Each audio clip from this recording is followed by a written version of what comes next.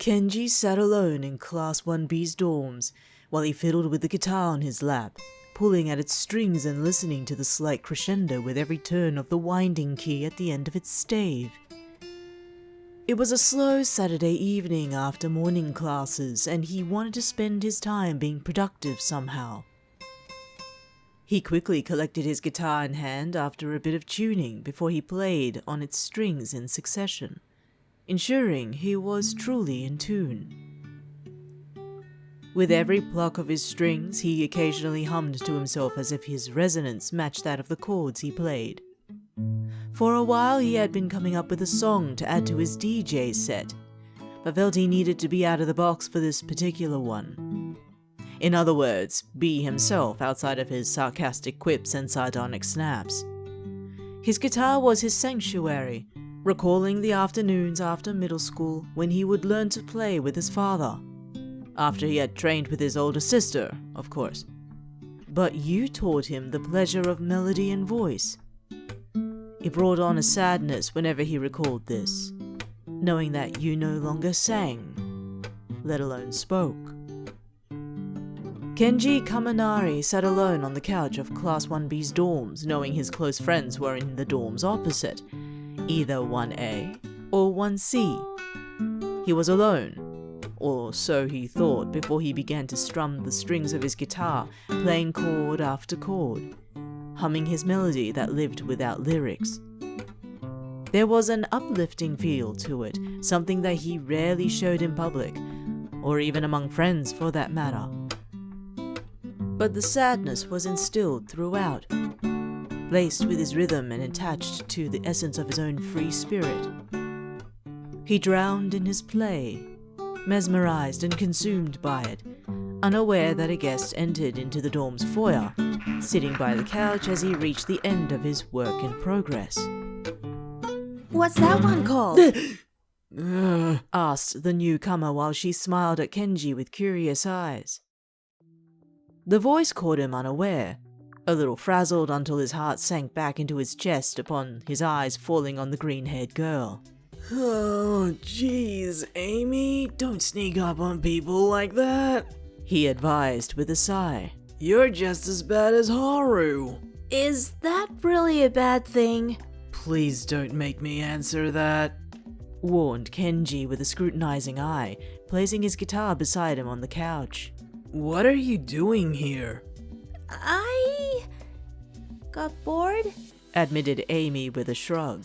"And I wanted to check up on you, see how you're doing." "Nice to know that your boredom spurred a caring thought for me," replied Kenji sarcastically, instantly spotting a slightly hurt look in Amy's eye. "Yeah, that didn't sound all that good. Huh." Kenji sighed heavily at himself, realizing his own folly in his remark. He knew well to keep his replies in check when it came to one of the most sensitive people he had been graced to befriend in his life. Amy Midoriya was a kind and compassionate person, even more so that it was her that helped him pass into the hero course during the physical entrance exam.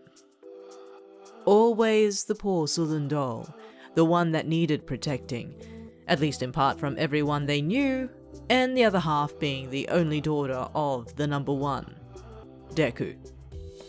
"Oh, sorry, you caught me at a bad time," he apologized.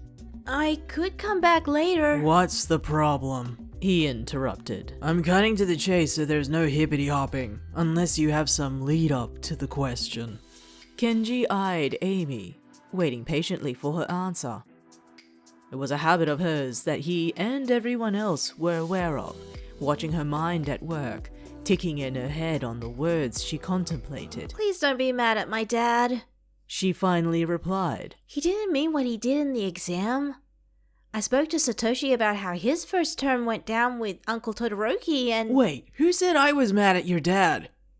"Aren't you?" "No," bluntly replied Kenji. "In fact, I was shocked that I held him back for as long as I did. Mom would be proud."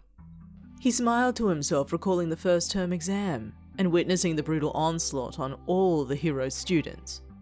He was surprised at the turn of events and for how long he was knocked out for afterwards. His classmates in Class 1B swarmed him for days when he became conscious, but not before his friends checked up on him first.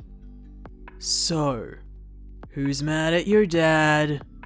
He asked, curious of Amy's concerns until he read her eyes. Kosuke, huh?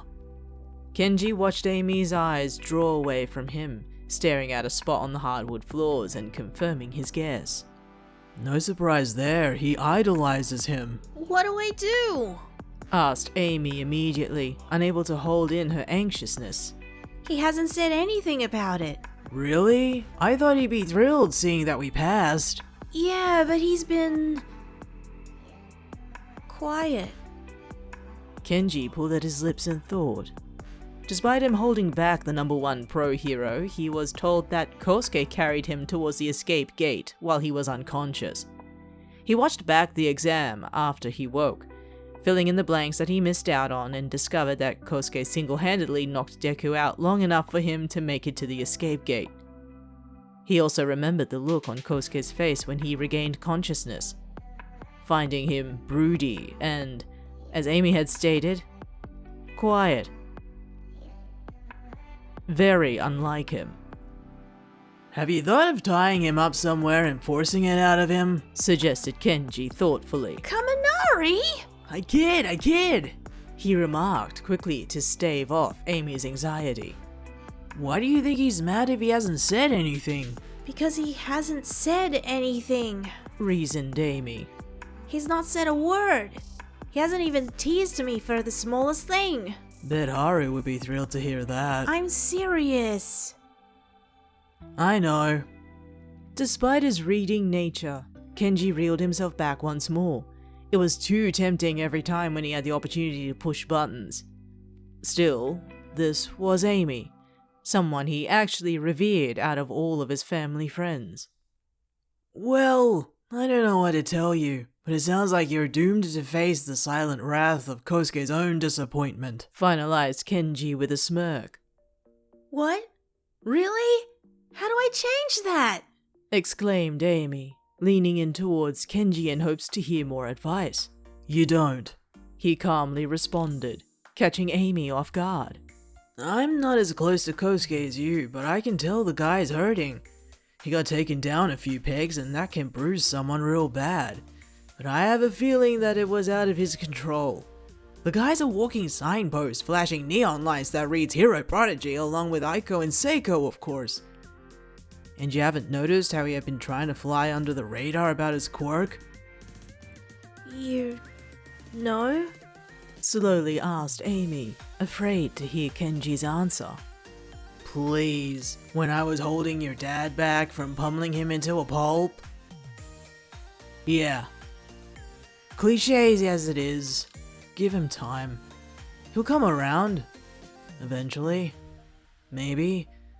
After he's taken some of his frustrations out. Kenji was met with silence, watching Amy reel through her thoughts and spotting her eyes darting while she speculated on his advice. It was a given to allow her time to process and consider what options there were. He decided to collect his guitar once more, sitting it across his lap while taking his plectrum in hand. He sat for some time, while leaning his arms across the guitar's body, draping it ready to strum once more until... So, what are you working on? Asked Amy, her eyes now focused on him. Just... something. He replied vaguely. I've been messing around with the melody lately. Won't be long until I figure out lyrics, but... I still don't know what I want to say. You know, for someone who says so much about everyone else, you don't know how to express yourself. Commented Amy, earning a sarcastic gaze from the dirty blonde. Thanks for the boost of confidence. He sarcastically remarked. Keep that up and you'll sound almost like me. Amy chuckled, finding the humor in Kenji's reply, which, to his surprise, made him smile. You sure you're okay after the exams? She continued, still with worry laced in her voice. Yeah. I'm good. Slowly replied Kenji, smiling at the girl. He watched her stand to her feet, leaving with a content smile while she made her way to the dorm's front doors. Heading to Kosuke? He asked after her. Actually, I was going to meet Satoshi for a bit. Want to join me? A tempting offer, he thought. He always considered Satoshi to be one of the wiser few, considering his sister's behavior most of the time. Still, with a flutter in his chest, he swallowed it down, shaking his head to turn down the request. I'll be alright, he solemnly replied, watching Amy leave.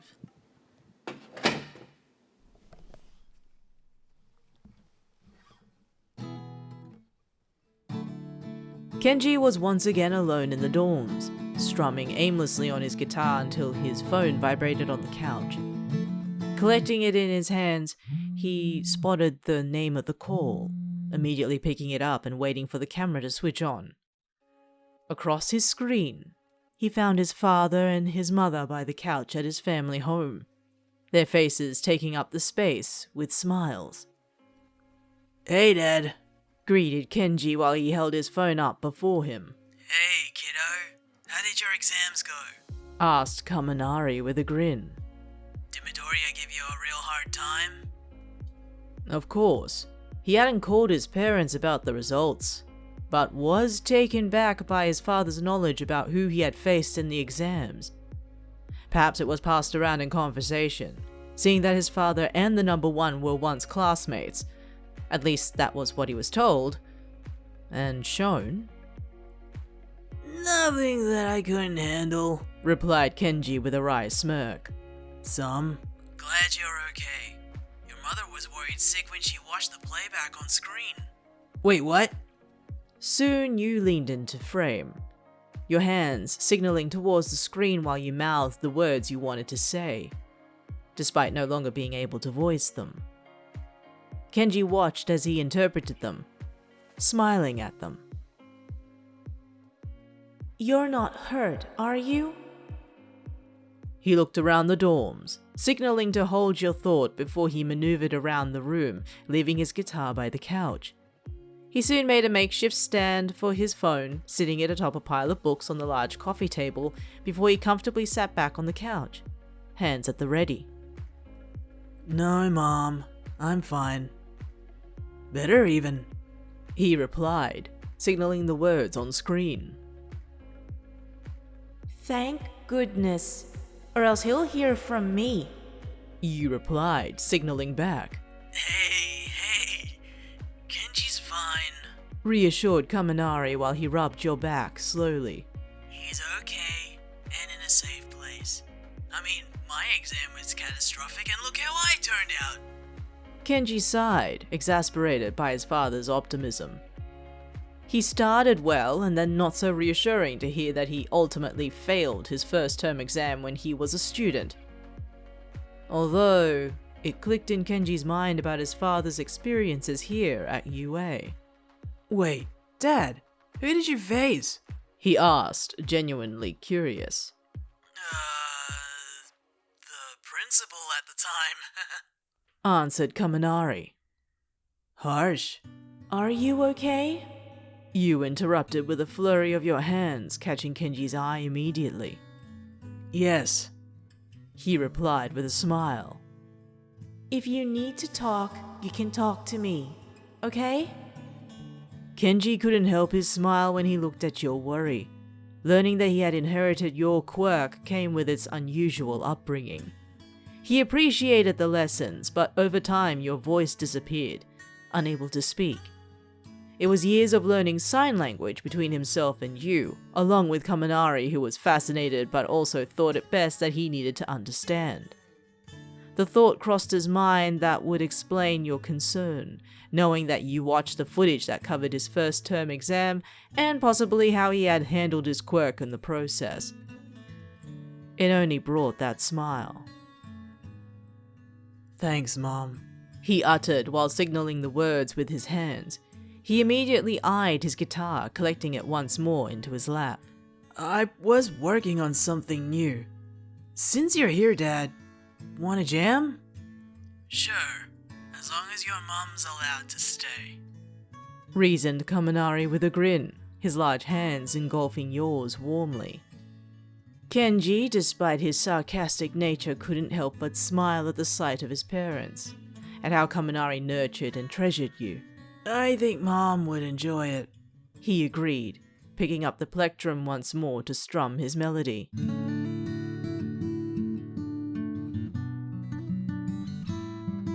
Kenji sat alone in Class 1B's dorms, his guitar now playing along with his father's across the screen.